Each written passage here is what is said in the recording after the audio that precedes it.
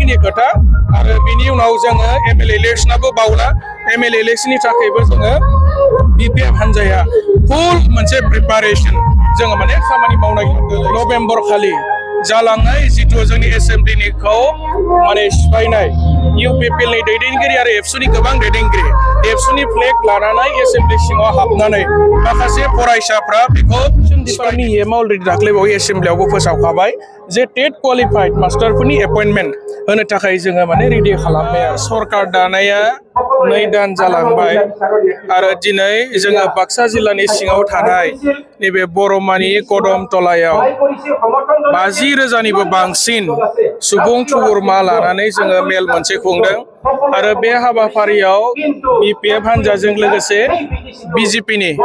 बिथांमोनाबो बाहागो लाफैदों आरो आथिखालाव बिटिसिआव बिपिएफ आरो बिजेपिनि जथाय मोनसे सरकार सोलिगासिनो दङ जोंना थांखिया बेनो जे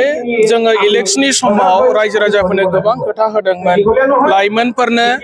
माने रांखान्थि फारसे जौगानायनि थाखाय साफ्रोमबो लाइमोननो 2 लाख थाखा होनाय जोङो बेखौ अलरेडि रेडि खालामबाय बे खोथाखौ जोङो माने फोरमायनो फैदों 100 कोटी थाखा बाहायनायनि जिथु खोथा जों बुंबाय थादोंमोन आरो बिनि उनावहाय मोनफ्रोमबो सेल्फ हेल्प ग्रुपनो जोङो देग्लाय मोनसे समस्थियाव 833 मोनसे समस्थियाव जोङो टारगेट खालामदों बेखौ जानुवारि दाननि लास्टिंजाय जोङो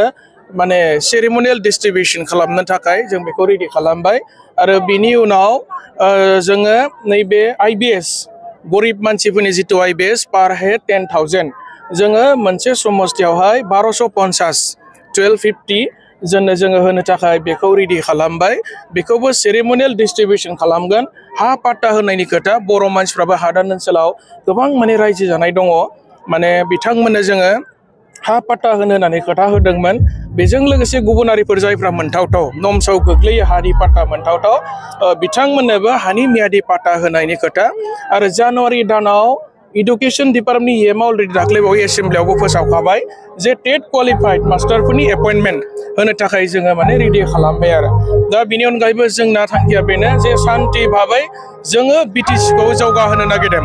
गोबां माने बावहाय अनुष्ठान प्रतिष्ठान लाबोनाय जागोन आरो जोङो दिनैनि मेलाव दाख्लैबावै 29 नभेम्बर खालि जालांनाय जितु जोंनि एसेम्ब्लिनिखौ माने सिफायनाय इउपिपिएलनि दैदेनगिरि आरो एबसुनि गोबां दैदेनगिरि एबसुनि फ्लेग लानानै एसेम्ब्लि सिङाव हाबनानै माखासे फरायसाफ्रा बेखौ सिफायनायनि सायावबो जोङो कन्डेमनेसन होदों आरो बियो गणतान्त्रिक देशआव बियो थिग जायाखै आरो एबसुनि मोन्थोरावथ' नन भायलेन्सनि खोथा बुंबाय थानाय जायो सानफ्रोमबो शान्तिनि खोथा बुंबाय थानाय जायो किन्तु एबसुनि स्ल'गान होनानै एबसुनि फ्लेग लानानै जोंनि बिटिसिनि एसेम्ब्लि सिङाव हाबनानै जितु माने दाङाबाजि खालामनाय आरो सिफायनाय बेखौ जोङो गोथौ गोसोजों माने दुखु मोननाय फोरमायदों आरो कन्डेमनेसन खालामदों आरो इन फिउचार जाहाथे बिदि खालामा माने स्टुडेन्टफोरानो जोंनि फिउचार दा स्टुडेन्टफोरा आङो सानदों बबेबा साइडआव माने मरेल बिल्डिंआव बिथांमोना लेकिं जादों नामा बा सोरनिबा थुनज्लायनाय दङ नामा सिङाव मानो बेबायदि खालामदों दा बिदि खालामनाया थिग जायाखै आङो बेखौ बिथांमोनखौ खावलायदों स्टुडेन्टफोरा गावबा गावनि फिउचार केरियारखौ लानानै जाहाथे सिरियास जायो गावनि केरियारखौ लानानै सिरियास जाथों आरो आङो गोबां समाव बड'लेण्ड इउनिभारसिटि CIT बा क'क्राझार गभर्नमेन्ट कलेज बा गुबुन गुबुन जिल्लानि कलेजफोरनि स्टुडेन्टफोरा जेब्ला चिफ सारनि खाथियाव फैयो एडमिसननि थाखाय आं गोबां हेल्प खालामनानै होनो मोनदों इडुकेसनेल एस्कारसननि थाखाय स्टुडेन्टफोरखौ आं गोबां हेल्प खालामनो मोनदों आरो दा जोङो सरकार हिसाबै बे जोंनि दायित्व जों खालामखागोन इन फिउचारबो खालामगोन दा आंनि खोथाया बेनो जे केरियार दानायाव जाहाथे स्टुडेन्टफोरा गोसो होयो जोंहाबो बयहाबो सेन्टिमेन्ट दं जोंनि बिपिएफनि बुंनायनि स्पिरिटआ जाबाय ST खौ होयोब्लाबो जाहाथे बर' जाथिया जेबो खहा जाया बर'जों लोगोसे जोंनि आसामाव थानाय गुबुन गुबुन ST हारिफोरा जाहाथे जेबो खहा जाया बेखौसो जोङो बुंबाय थादों आरो ST खौ होनब्लानो होनो हाया जानो होनब्लानो जानो हाया गभर्नमेन्ट अफ इन्डियानि RGI registrar of general India सो बेखौ माने डिसिसन लागोन आरोखि